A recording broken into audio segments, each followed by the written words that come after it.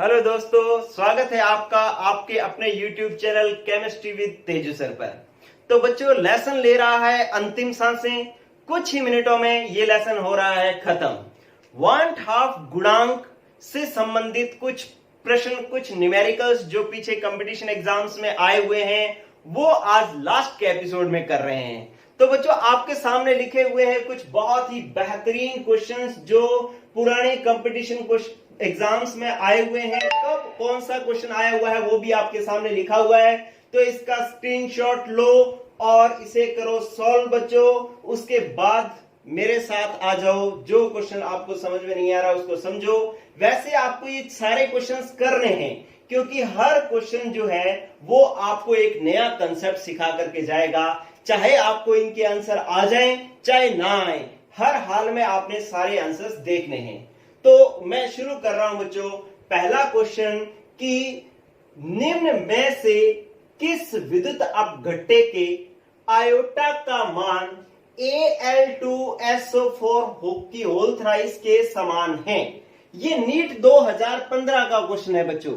ये करो आप।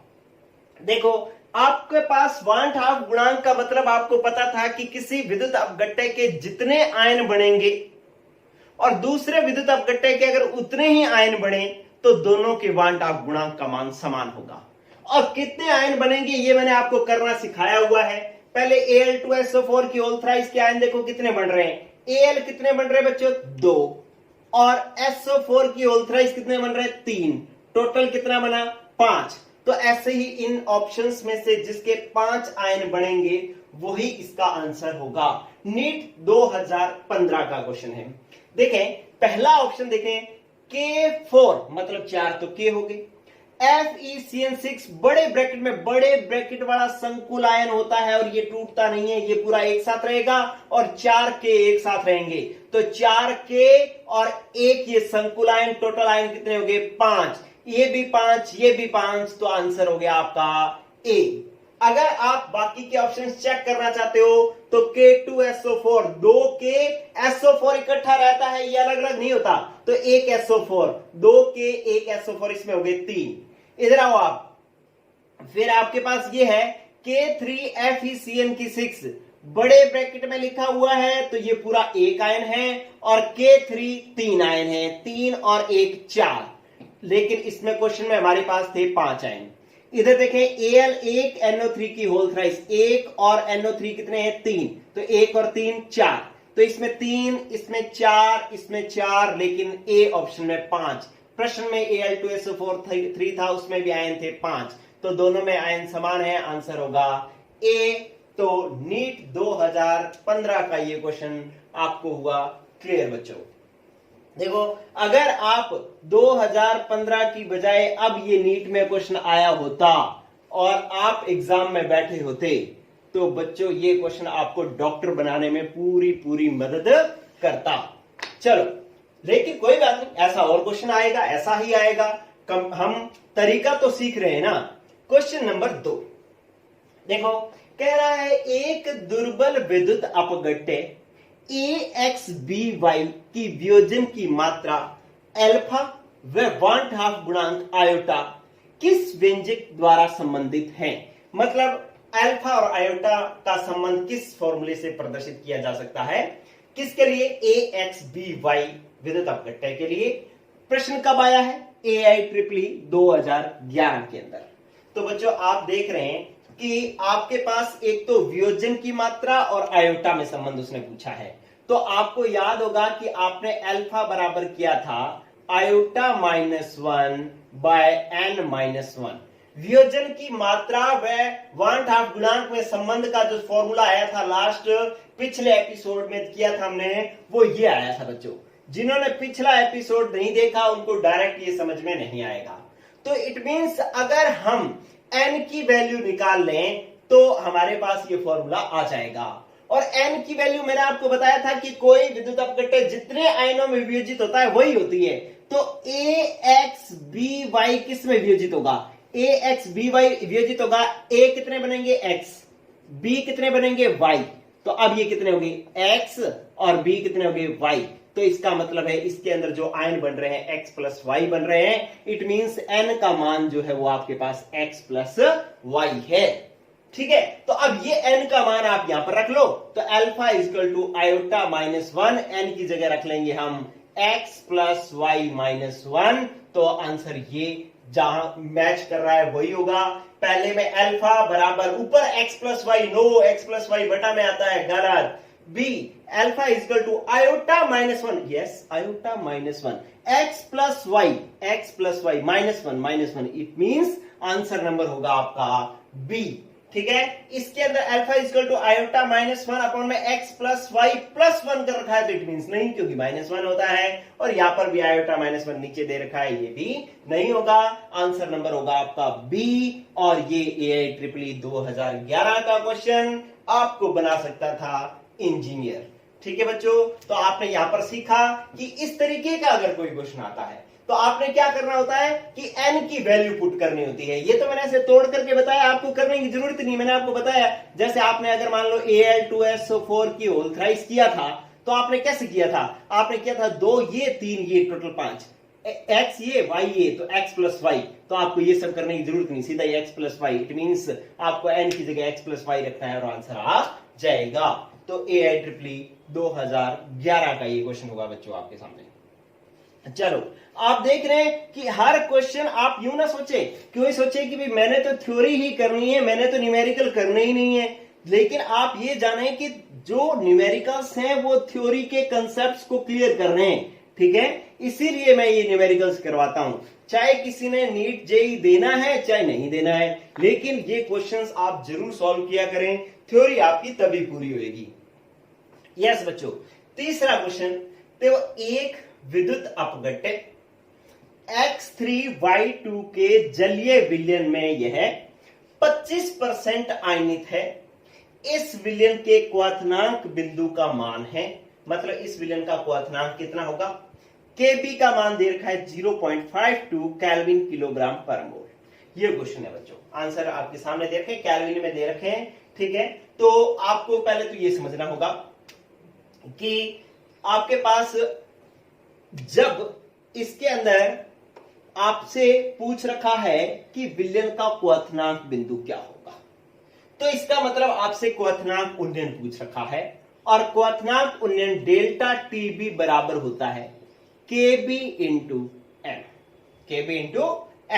मतलब आपको क्वथनांक उन्नयन मूललता के समानुपाती होता है, मूललता का समानुपाती का निशान हटाते हैं तो केबी नियतांक आता है, और इंटू में होगा बच्चों आयोटा, इंटू में क्या होगा आयोटा, क्योंकि लास्ट फॉर्मूला आपने विद आयोटा याद किया था, तो इसलिए आयोटा भी लगाना पड़ेगा, क्योंकि ये क्या हो रहा है 25% आयनित हो रहा है। अगर ये आयनित वगैरह ना दे रखा होता ना तो अपने यही फॉर्मूला लगा लेते Kb इंटू एम, लेकिन अब उसने बता रखा है कि ये इतना आयनित हो रहा है, तो इसका मतलब वियोजन की मात्रा भी, वियोजन भी हो रहा है, तो इसका मतलब क्या होगा, 1/2 गुणांक काम में होगा, आएगा। जब संगुणन और वियोजन होता है तो 1/2 गुणांक काम में आता है, इसलिए हमने लगा दिया आयोटा। अब आपके पास Kb का मान दे रखा है, Kb का मान 0.52। ठीक है, और इस पूरे को आपने पढ़ा, मूललता का मान नहीं दे रखा, तो जब नहीं दे रखा और इसके अंदर आवश्यकता भी नहीं है, तो आप सीधा इसको क्या मान लो 1। ठीक है, अब बात आई आयोटा की कि आयोटा का मान कैसे निकले। इसने तो 25% आयनित होता है ये कह रखा है। ठीक है, तो आप आयोटा का मान कैसे निकालेंगे, चलो आयोटा का मान रख लोगे तो आपके पास आंसर आ जाएगा। ठीक है, तो आयोटा का मान ढूंढते हैं बच्चों। देखो, जब आपको परसेंटेज में आयनन या संगुणन दे रखा हो तो आप आयोटा का मान ऐसे निकालोगे। आपको इसने क्या कहा है कि ये X3Y2 है, तो ये 3x और 2y में टूटेगा बच्चों। ठीक है, मतलब 3 + 2 5 आयन बनेंगे इसके। इसको जब परसेंटेज में दे रखा हो तो t = 0 टाइम पर, मैं आपको नया तरीका दिखा रहा हूं 1/2 गुणांक ज्ञात करने का, फॉर्मूले से नहीं करा रहा, सीधा देखें आप। ठीक है, t 0 पर परसेंटेज जब दे रखा होता है तो अब इसके मान लो 100 मोल, और ये कितने होंगे 0 मोल। चलो कट, ये सैद्धांतिक मान आ गया इसका 100 मोल। अब साम्य अवस्था पर ये कितना हो गया, 100 में से कितना परसेंट टूट रहा है 25, तो 100 में से 25 टूट रहा है परसेंट, 100 मान लिया तो परसेंट 25% 25 ही हो गया। ठीक है, अब इधर आओ आप, तो इसमें से अल्फा मतलब टोटल 100 मोल थे, 100 में से 25 इधर जा रहे हैं, कितने जा रहे हैं, 25 इधर जा रहे हैं। इनमें से एक इधर जाता है तो 5 बनते हैं, 3 ये और 2 ये, 5 बनते हैं। अगर इनमें से 25 इधर जाएंगे तो कितने बनेंगे, 25 इंटू 5 कितने बनेंगे, 125। कितने बनेंगे बच्चों, 125। क्या ये बात समझ में आई आपको? देखो कुल कितने थे, 100, इधर उत्पाद में कितने बदले, मतलब वियोजन कितने का हुआ, 25 का। अब एक वियोजित होता है तो बढ़ते हैं 5, और 25 वियोजित होंगे तो कितने बनेंगे, 25 इंटू 5 125। ठीक है, अब यहां पर कितने बन गए, 100 में से 25 गए, कितने बच गए, 75। ठीक है, अब ये मैंने लाइन क्यों लगाई थी, इस लाइन के ऊपर तो सैद्धांतिक मूल्यों की संख्या है, इस लाइन के नीचे क्या है, प्रेक्षित मूल्यों की संख्या है। प्रेक्षित मूल्यों की संख्या 125 तो ये आयनित है और 75 अनायनित है, तो दोनों को जोड़ लिया, कितना आ गया, 200। ठीक है, अब आयोटा बराबर क्या आ गया, आयोटा बराबर आ गया हमारे पास प्रेक्षित मूल्यों की संख्या 200 और सैद्धांतिक मूल्यों की संख्या 100। आयोटा का मान कितना आ गया बच्चों, 2।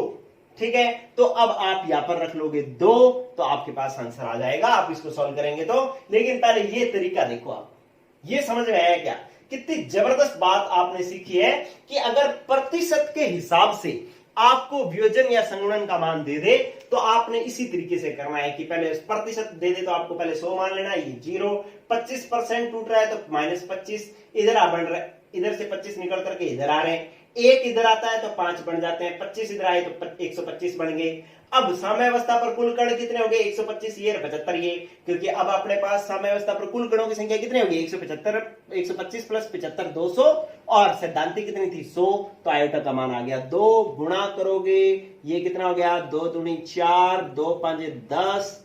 ठीक है, तो आपके पास 2 बाद पॉइंट, तो 1.04 केल्विन आंसर आ गया। ठीक है, लेकिन ये तो क्वथनांक उन्नयन इतना आया है, वो आपसे पूछ रहा है इस विलयन का क्वथनांक बिंदु क्या है। उसने क्वथनांक पूछा है, क्वथनांक उन्नयन नहीं पूछा, ये तो क्वथनांक है। ठीक है, तो जलीय विलयन था, आपको पता है जल का क्वथनांक कितना होता है, 100 डिग्री सेंटीग्रेड। 100 डिग्री सेंटीग्रेड को केल्विन में बदला तो 273 जोड़ दो तो ये केल्विन में बदल जाएगा और कितना हो जाएगा, 373 केल्विन। ठीक है, अब इतना तो जल का क्वथनांक था, जब आपने ये वाला विद्युत अपघट्य मिलाया तो इतना क्वथनांक बढ़ गया, कितना बढ़ गया, 1.04 बढ़ गया, तो कुल कितना हो गया, 373 plus 1.04, 374.04 kelvin. It means answer number आ गया आपका बी।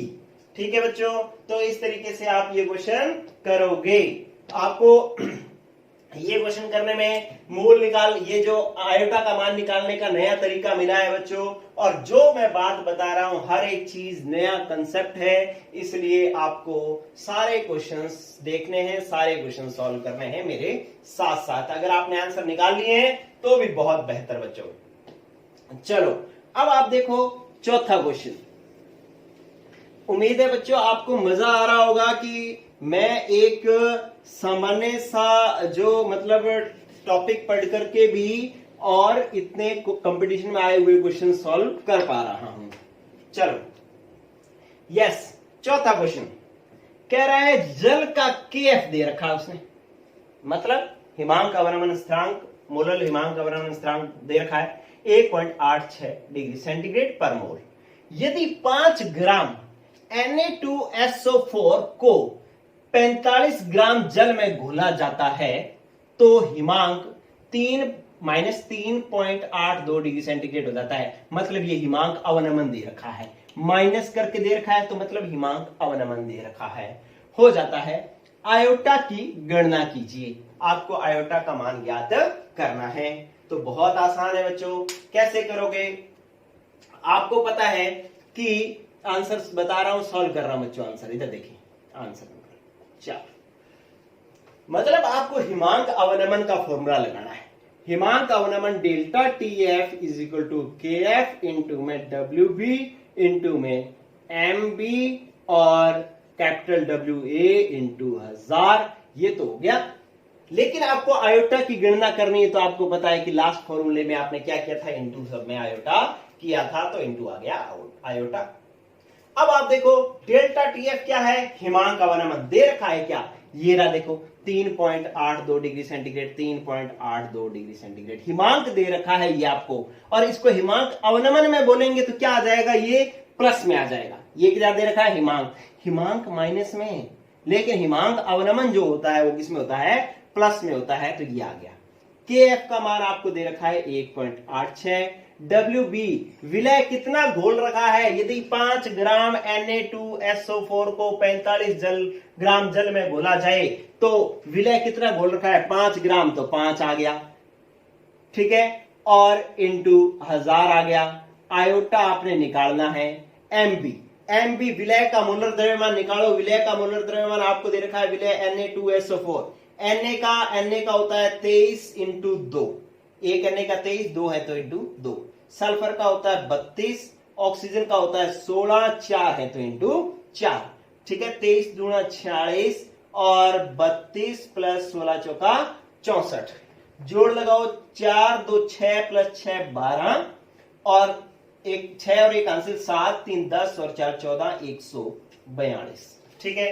तो इसका मतलब है इसका मोलर द्रव्यमान आ गया है 142। और विलायक की ग्राम मात्रा, Na2SO4 को 45 ग्राम जल में घोला गया, जल विलायक है तो 45 ग्राम में घोला गया, ये लो जी 45 ग्राम, ठीक है। आपने आयोटा निकालना था तो आयोटा निकालने के लिए आप सारों को सॉल्व कर लो। ये आ जाएगा इधर गुणा में, ये सारा आ जाएगा भाग में, तो ये आ जाएगा 3.82 इंटू में 142 इंटू में 45 बटा में 1.86 इंटू में 5 इंटू में 1000, ठीक है बच्चों। तो इस तरीके से ये आपके पास हो गया। अब आप इसको कर लो 5 निमा 45, ठीक है, ये वाला मैं साफ कर देता हूं। 5 निम 45 हो गया। और इसको अगर सॉल्व करोगे ना, ये इसको भाग दोगे तो ये 3 पे तो जाएगा नहीं, ठीक है। 3 पे करोगे तो ये 3 से ज्यादा हो जाएगा, क्योंकि ये 8 2 है, ये 8 6 है, इसलिए 3.82 से ये ज्यादा हो जाएगा। आपको ये कितने पे मान लो आप, ये कितने पे जा रहा है, मान लो आप 2 पे जा रहा है, ठीक है। तो अब ये 9 दूना 18, 18 को 142 से गुणा कर लो। मैंने आपको बताया था कि आपको तरीका करना है, बस ऐसा नहीं है कि आपको पूरा हल करना है, पूरा भी हल कर सकते हो आप, करो वैसे तो। अब इसको करो आप कि 18 दूना 36, 18 चौका 72, 72 और 3 75, कितना होगा 7, 18 एकम 18 और 7 कितने हो गए 25, बटा में 1000 है, 3 बार पॉइंट आएगा तो 2.556 आ रहा है। लेकिन मेरा क्योंकि मानना है तो ये लगभग इतना है, पूरा इतना नहीं है, तो लगभग ये किसके बराबर हो गया 2.63 के, तो आंसर नंबर आपका हो गया ए, ठीक है बच्चों। इस तरीके से ये पीएमटी 2011 के अंदर, ये प्री मेडिकल टेस्ट के अंदर ये आया हुआ क्वेश्चन था। आपने देखा कि कुछ नहीं किया, बस आपने मान रखा है, फॉर्मूला रखा है और आयोटा का मान निकालने के लिए एक मैथ की है। आपने इसको इधर ले गए, ये इधर ले आए और इसको सॉल्व किया बच्चों, ठीक है। तो ये चौथा क्वेश्चन भी आपके पास हुआ कंप्लीट। चलो इसके बाद नेक्स्ट है बच्चों आपके पास पांचवा क्वेश्चन। पांचवा क्वेश्चन देखें, ये भी बहुत अच्छा क्वेश्चन है, जबरदस्त क्वेश्चन, आपको एक बहुत अच्छा पॉइंट सिखा के जाएगा ये। देखो क्या कह रहा है कि एक दुर्बल अम्ल HX है का 0.5 मोलल, मोलल का मतलब मोललता दे दी है, जलीय विलयन 20% आयनित होता है। यदि जल के लिए KF का मान इतना हो तो डेल्टा TF होगा। ये भी PMT 2011 के अंदर आया हुआ क्वेश्चन है, ठीक है। तो आपको यह क्वेश्चन करना है, आपने क्या निकालना है, डेल्टा TF हिमांक अवनमन ज्ञात करना है। तो हिमांक अवनमन ज्ञात करने के लिए delta TF equal to KF into में M, और क्योंकि 20% आयनित हो रहा है, आयनन होता है तो आयोटा भी आता है, ठीक है। इससे पहले जब आयनन, जितने भी आपने क्वेश्चन किए थे उनमें आयनन नहीं होता था, इसलिए आयनन या संगुणन नहीं होता था, इसलिए हम उसमें आयोटा नहीं लगाते थे। यहां पर आयनन हो रहा है तो हम आयोटा भी लगाएंगे। चलो अब केएफ का मान तो दे दिया 1.86, मोललता कितनी दे दी 0.5, आयोटा का मान पता नहीं, ठीक है। आयोटा का मान याद कर रहे हैं। आपने देखा कि ये परसेंटेज में दे रखा है, याद आ जाएगा आपको कि सर ने हमें बताया था कि जब परसेंटेज में दे रखा हो तो आयोटा का मान कैसे ज्ञात करते हैं। ये लो जी एच एक्स कितने में टूटेगा, एच प्लस और एक्स माइनस 2 में टूटेगा। कितने में टूटेगा, 2 में। ठीक है, तो टी जीरो पर इसको परसेंटेज में दे रखा है, तो आप इसको टी जीरो पर कितना मानोगे, 100, ये 0, और सम T equal to T time पर समय। ठीक है, इसमें से कितना कट गया, 20 कट गया, और इसमें 20% आयनन हो रहा है, तो 100 में से 20 कट रहा है, और इधर कितने जा रहे हैं, 20। एक इधर जाता है तो 2 बन जाते हैं, 20 इधर जाएंगे तो 20 इंटू 2 कितने बन जाएंगे, 40। ये कितने बच गए, 80। तो अब टोटल कितना हो गया, 40 प्लस 80 120। मतलब आपके पास आयनन के पश्चात मोलों की संख्या 120, प्रारंभ में 100, तो आपके पास आयोटा कितना आ जाएगा, आयोटा बराबर प्रेक्षित मूल्यों की संख्या बटा में सैद्धांतिक, तो 1.2 आंसर आ जाएगा। यहां पर रखना पड़ेगा आपको 1.2। ठीक है, अब आप इसको सॉल्व करो तो क्या आ जाएगा कि 12 और ये 5, तो 12 5 60, तो इसका मतलब 1.6, और आपको इसको लगभग 0.6 से गुणा करना पड़ेगा। गुणा करो तो आपके पास क्या आ जाएगा, छिकम 36, 6 या 18, और 3 1, और 6 एकम 6, और इसको आप कर लो। ठीक है, इसका गुणा क्या आ जाएगा, आपको हिमांक अवनमन ज्ञात करना है, डेल्टा टीएफ, तो इसको सोल्व करो। 12 5 60, ठीक है, ये लो 12 5 60, तो 6 आ गया, छिकम 36, और 8 छिका 48, 48 और 3 51, 51 तो आंसर आई 5, 6 एकम 6 और 5 11। ठीक है, तो ये आ गया। 3 बाद पॉइंट आएगा, क्योंकि ये 0.6 था, तो यहां पर आ गया 1.16। 1.16 को मैं 1.12 भी लिख सकता हूं केल्विन। ठीक है, अब ये आपके पास आंसर आ गया। इसको जब इसने गुणा किया तो 1.16 आ रहा है, जिसको मैं 1.12 लिख रहा हूं। अब क्या हुआ कि इसमें मैंने ऑप्शन चेक किए, पहला तो 0.56 आ रहा नहीं है, दूसरा 1.12 केल्विन आ रहा है, लेकिन 1.12 तो 2 बार आ रहा है। ये माइनस में दे रखा है, ये प्लस में दे रखा है। तो बच्चों मैं बार बार बोल रहा हूं कि अगर तो आपसे पूछ लिया जाए कि हिमांक कितना है, तो आंसर आएगा माइनस में। अगर आपसे पूछ लिया जाए कि हिमांक अवनमन कितना है, तो आंसर आएगा प्लस में। तो इन दोनों में दोनों समान ऑप्शन थे, लेकिन आंसर होगा बी, क्योंकि ये प्लस में है। आपसे उसने डेल्टा टीएफ पूछा था, हिमांक अवनमन पूछा था, ना कि हिमांक पूछा था, इसलिए आंसर नंबर होगा आपका बी। ठीक है बच्चों, तो इस तरीके से आप ये 5वां क्वेश्चन भी कर पाओगे। चलो लास्ट क्वेश्चन खत्म हो रहा है, लास्ट क्वेश्चन कर रहे हैं हम इसका। चलो बच्चों, आज मेरे को पूरे लेसन का व्यू बताओगे कि आपके पूरे लेसन की तैयारी कैसी हुई बच्चों। ठीक है कि चलो अब आपके पास छठा क्वेश्चन, ये एक थोड़ा सा आपको लगेगा कि टफ, लेकिन थोड़ी समझने की बात है, आपको बहुत अच्छा आएगा ये क्वेश्चन। इधर देखें, कह रहा है जब एसिटिक अम्ल का 0.2 ग्राम बेंजीन के 20 ग्राम में मिलाया जाता है। लास्ट क्वेश्चन पढ़ रहा हूं, चैप्टर खत्म हो रहा है। तो बेंजीन का हिमांक 0.45 डिग्री सेंटीग्रेड कम हो जाता है, मतलब हिमांक अवनमन दे दिया।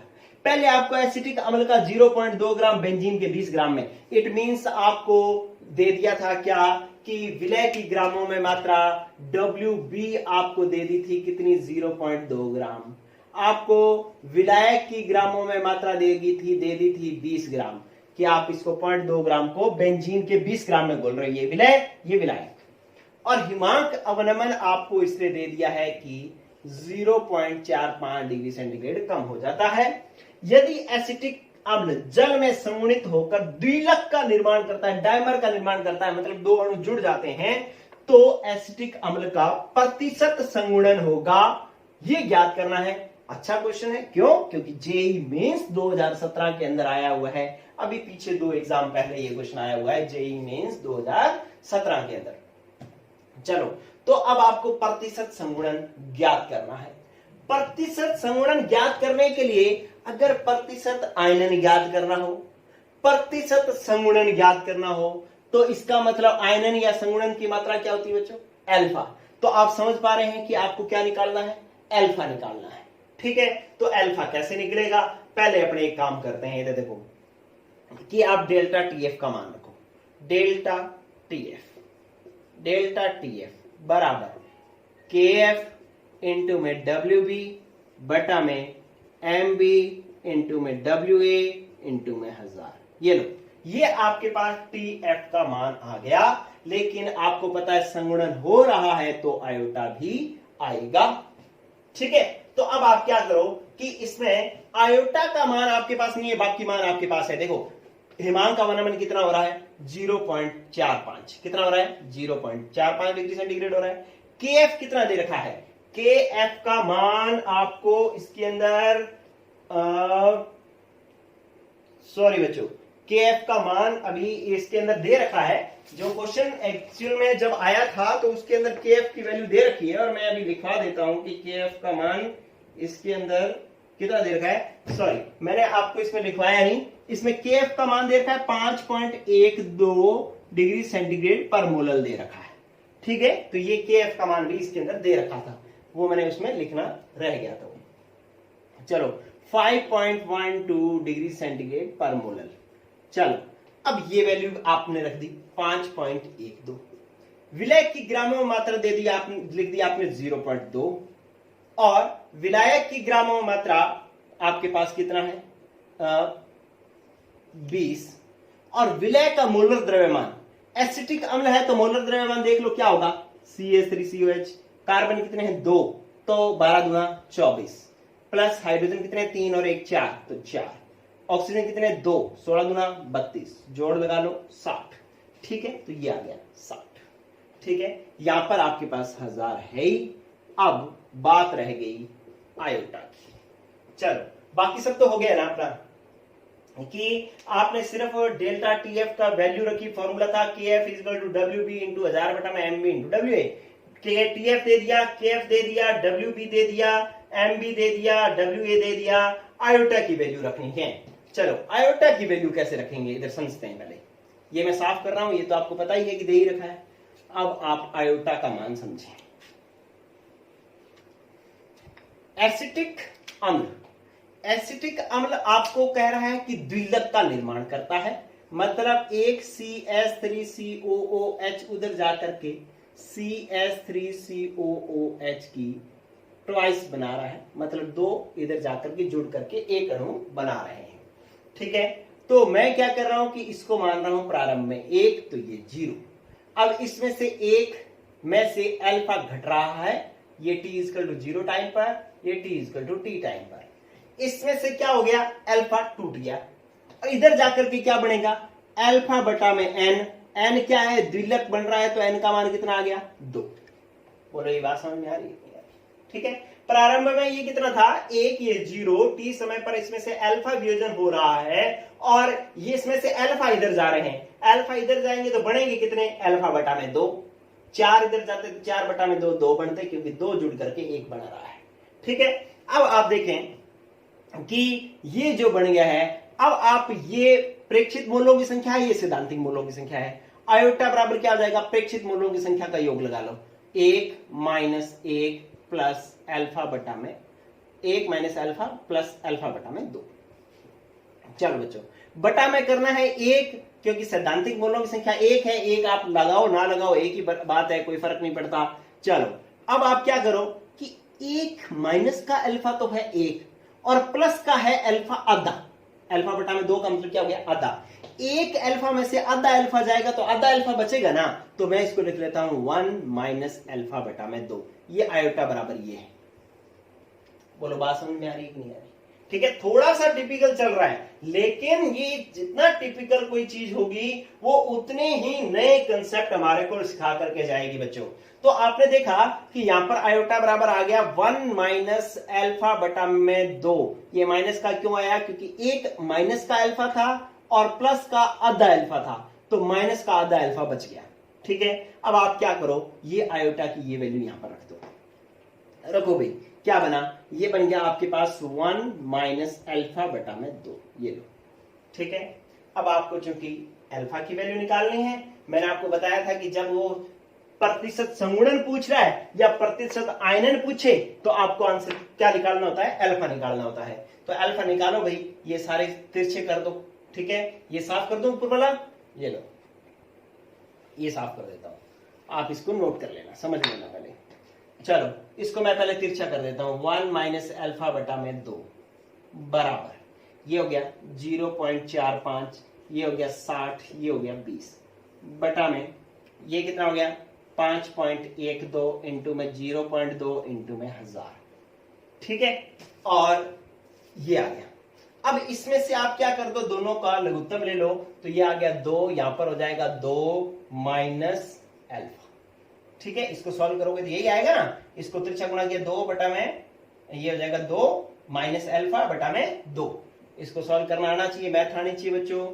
ये आप हल करो, ये अगर आप हल करोगे तो ऊपर आएगा 500, ये पूरा देखो पॉइंट कितना है 4 5, ये 60, ये 20, 2 0 है ना, तो ये 45 अकेला हो गया, पॉइंट हट गया, ठीक है, और 6 दूनी 12, मतलब आप 45 को 12 से गुणा कर रहे हो, तो 12 5 60, 12 चौका 12 24 12 36 12 चौका 48, 48 और 6 कितने हो गए 54, तो मतलब 540, बटा करो, बटा में कितना आया, ये पॉइंट कितने हैं 0.1, ये 0.2 कितने हो गए 0.3, और ये 0 कितने हैं 3, तो इसका मतलब ये तो पॉइंट उड़ गया, ठीक है। आप इसको, इसका मतलब आप क्या कर रहे हो, 2 को 512 से गुणा कर रहे हो, तो 2 इंटू 512 कितना हो जाएगा, 500 दुना 1000 और 12 दुना 24, तो 1024, ये आ गया आपके पास, ठीक है।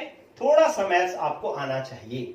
चलो ये तिरछा गुणा कर दो, तिरछा गुणा कर दिया तो अब ये बच गया 2 माइनस अल्फा बराबर 540 बटा में 1024 इंटू 2, ठीक है। अब आप एक और काम कर लो कि ये 2 इधर ले जाओ, इधर ले जाओगे तो पहले चाहे आप इस सारे को माइनस कर लो, माइनस से गुणा कर लो इस समीकरण को, ये माइनस, ये प्लस, ये माइनस, ठीक है। ये अब माइनस का 2 इधर जाएगा तो किसका हो जाएगा प्लस का 2, तो अल्फा बराबर प्लस का 2 माइनस 540 बटा में 1024 इंटू में 2, ठीक है। इसको अब आप सॉल्व करोगे तो अल्फा बराबर आ जाएगा आपके पास 2 माइनस, ठीक है, ये लगभग जो है वो 1.04 के लगभग आएगा, ठीक है। आप इसको सॉल्व करोगे तो ये आप पूरा करके देख लेना, ये आ जाएगा 9.0946, ठीक है, ये आपके पास आंसर आ जाएगा, ये वाला अल्फा की मात्रा इतनी आ जाएगी। लेकिन अब ये वियोजन की मात्रा पूछता तो इसको सॉल्व कर लोगे, ये आ जाएगा, इस तरीके से आप सॉल्व करोगे तो ये आएगा 0.946, ये देख लेना यहां पर कितना आ रहा है। चलो अब आप देखो बच्चों कि ये तो आपके पास अल्फा की मात्रा आई है, वियोजन की मात्रा की संगुणन की मात्रा आई है, लेकिन आपसे उसने संगुणन की मात्रा का प्रतिशत पूछा है, प्रतिशत पूछा है, तो संगुणित कितने हुए 9.946, कितने में से 1 में से 1 कुल था, इतना संगुणित हो गया, तो अब प्रतिशत निकालना तो इंटू कर दो 100, ठीक है, तो आपके पास क्या आ जाएगा, 1 का तो कोई मतलब है नहीं, इसको गुणा कर दोगे तो आ जाएगा 94.6%। नया कंसेप्ट सीखा, क्या सीखा कि अगर संगुणन की मात्रा दे रखी है तो आंसर आ गया, संगुणन का प्रतिशत पूछ रखा है तो आप ये बटा में, अब मैंने आपको ये बता दिया कि ऐसे क्यों हो रहा है, लेकिन आपको सीधा क्या करना है, सीधा इसको 100 से, जो संगुणन की मात्रा है उसको 100 से गुणा कर देना, आपके पास आंसर आ जाएगा। इसी तरीके से वियोजन की मात्रा को प्रतिशत वियोजन की मात्रा में बदलना हो तो क्या कर दोगे, सीधा 100 से गुणा कर दोगे, तब भी आपके पास प्रतिशत वियोजन की मात्रा आ जाएगी। अभी संगुणन की पूछी, संगुणन की आ गई, आंसर कौन सा है, डी नंबर आंसर है। इस तरीके से ये लास्ट क्वेश्चन हुआ खत्म बच्चों, बड़ा इंटरेस्टिंग क्वेश्चन था, काफी कुछ चीजें आपको इसमें सीखने को मिली। तो ये जो है चैप्टर हो गया बच्चों, विलियन लेसन हुआ आपका कंप्लीट। कल का दिन मैं आपको रिलैक्स दूंगा, संडे को मैं लेता हूं टेस्ट, कोशिश कर रहा हूं कि लाइव क्लास में आपसे टेस्ट लूं, थोड़ा टेक्निक सीख रहा हूं, अगर सीख पाया तो लाइव लूंगा टेस्ट, अदरवाइज मैं आपको कोई ना कोई तरीका सिखाऊंगा। और चैप्टर जो हम शुरू कर रहे हैं नया, वो चैप्टर शुरू कर रहे हैं बच्चों इलेक्ट्रोकेमिस्ट्री। कौन सा कर रहे हैं, इलेक्ट्रोकेमिस्ट्री। आपने सभी ने मेरे को सुझाव दिए, लेकिन मैंने उनमें से इलेक्ट्रोकेमिस्ट्री सिलेक्ट किया है, इसलिए किया है बच्चों क्योंकि ये सबसे टफ लेसन है, सबसे टफ लेसन में है ट्वेल्थ की केमिस्ट्री का सबसे टफ लेसन है इलेक्ट्रोकेमिस्ट्री। ये मैं इसलिए करा रहा हूं कि अभी आपके पास फ्री टाइम है, आप टफ लेसन को पूरा टाइम दे करके अच्छे से सीख सकते हो। ठीक है, बाकी लेसन्स तो हम बाद में भी सीख सकते हैं, इसलिए हम करवाएंगे इलेक्ट्रोकेमिस्ट्री। मंडे से शुरू करूंगा मैं इलेक्ट्रोकेमिस्ट्री। जो बच्चे नए हैं, अभी तक नहीं जुड़े हैं, आपके फ्रेंड्स हैं, आप उनको सारों को सूचना दें कि नया लेसन शुरू हो रहा है। शुरू से आप जुड़ोगे तो आप सबको सब कुछ समझ में भी आएगा। तो संडे को एक बार हम टेस्ट लेंगे, मैं आपको अभी सूचना दूंगा कि टेस्ट किस तरीके से होगा, लाइव होगा नहीं होगा वो मैं आपको बताऊंगा, लेकिन विलियन लेसन का एक बार हम संडे को टेस्ट लेंगे। मंडे को इलेक्ट्रोकेमिस्ट्री शुरू होगा बच्चों, आप सभी को ये मैसेज दे दें। ओके बच्चों, गुड लक। कमेंट में बताना कि आपका विलियन लेसन कंप्लीट जो है कितना अच्छा हुआ, ये मुझे आप जरूर बताएं बच्चों। Okay, good luck.